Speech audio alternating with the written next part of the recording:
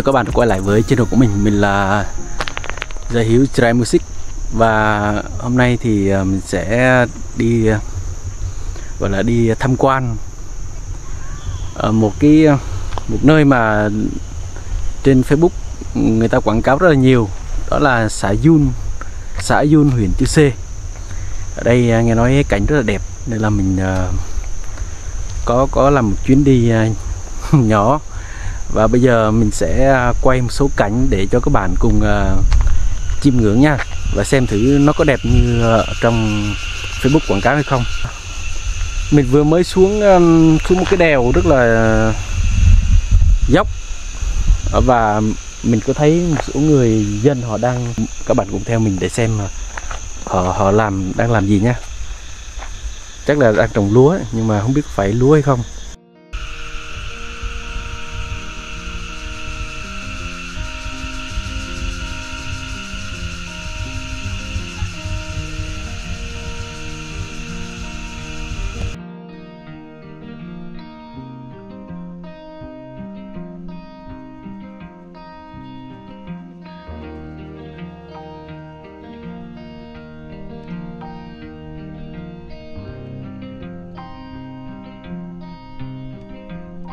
Xã Yun nó nằm ở phía đông huyện Chư Sê, cách huyện Chư Sê khoảng 20 cây.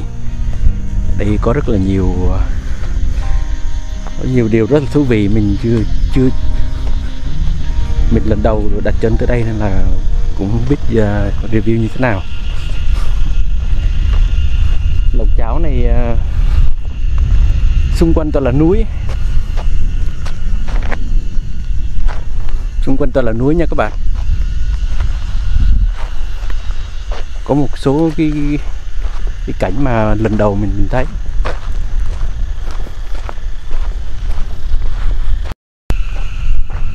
Đây là cây gì ta, nhìn giống như cây dứa nhưng mà không phải cây dứa. Lạ quá. Có quả gì không biết.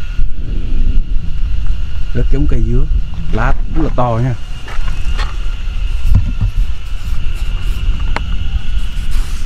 Lá to, gần một gang tay luôn.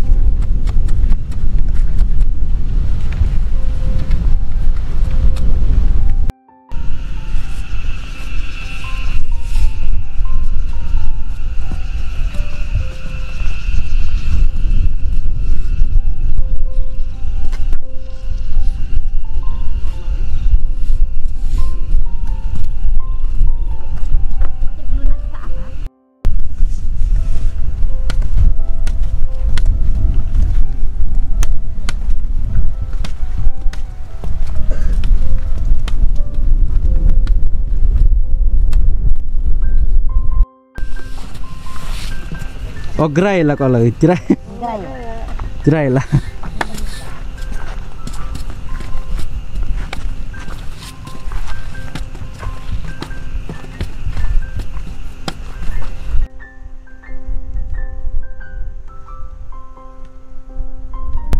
hiện tại mình đã tới Long Hồ và khung cảnh đây rất là thú vị nha các bạn.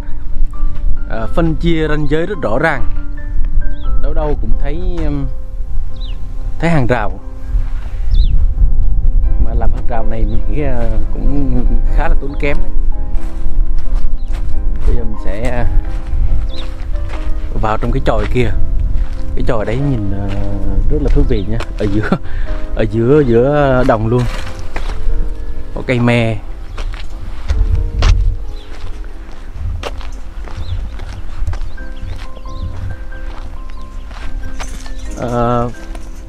Đi thêm một đoạn nữa là sẽ tới hồ nước luôn nha các bạn.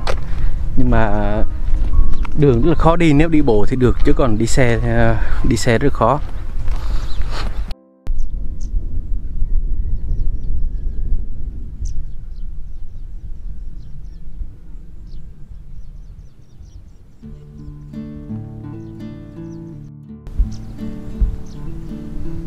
Kia là một gia đình đang nghỉ ở trong cái chòi. và ở dưới gốc cây me rất là đây, cái này như là đồng lúa nè, nhưng mà họ chưa mới bắt đầu vào mùa gieo.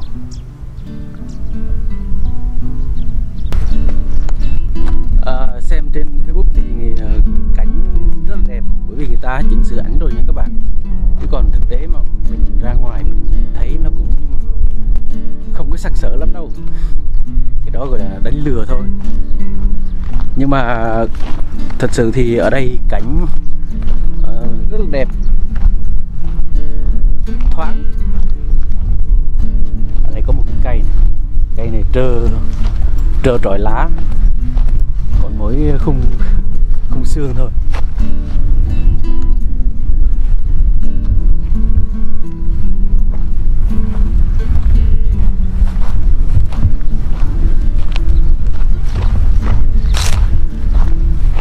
Bão la bắt ngắt. Ở trên kia thì mây đen kéo tới rồi, chắc là chuẩn bị mưa ấy.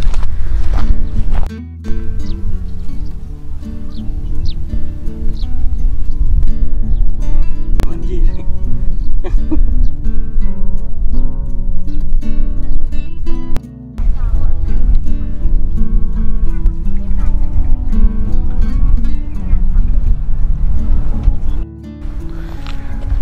Thực sự thì mình cũng muốn đi thêm nữa, nhưng mà máy mình hai viên pin đã sạch sẽ rồi, mình quên sạc như các bạn, quên sạc cho nên là không thể quay thêm được.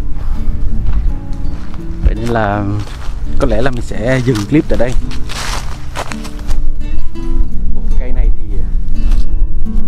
thì ở mình không còn cây đây.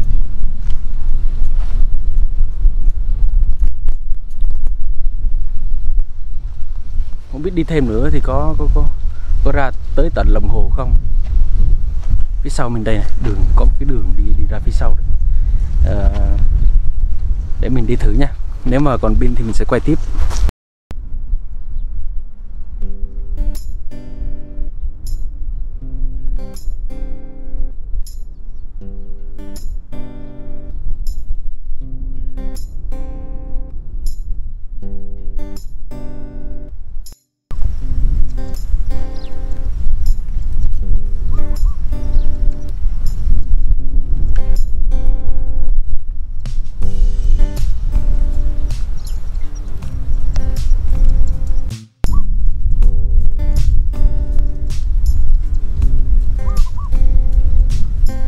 Đi thêm một đoạn nữa thì mình đã tới lòng hồ A Dun Thượng. Người ta gọi A Dun Thượng chứ thực ra là hồ A Dun, và phía này ở phía trên nên là gọi là A Dun Thượng, còn ở phía dưới ghi là phía dưới thuyền của thuyền là A Dun Hạ. Có 4 con thuyền của những người đánh cá đấy, khóa lại ghe rồi, khóa lại mái chèo.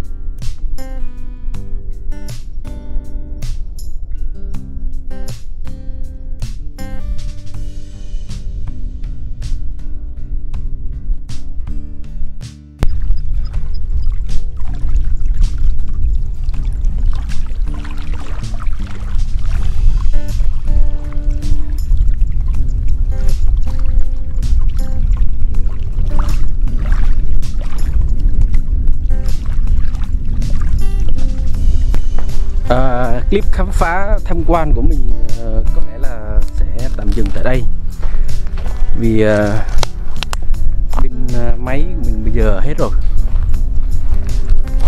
Và ở rất mong các bạn cho mình một like, một subscribe để mình đi du lịch nhiều hơn nữa nha. Cảm ơn các bạn. Hẹn gặp lại các bạn trong những video lần sau. Xin chào.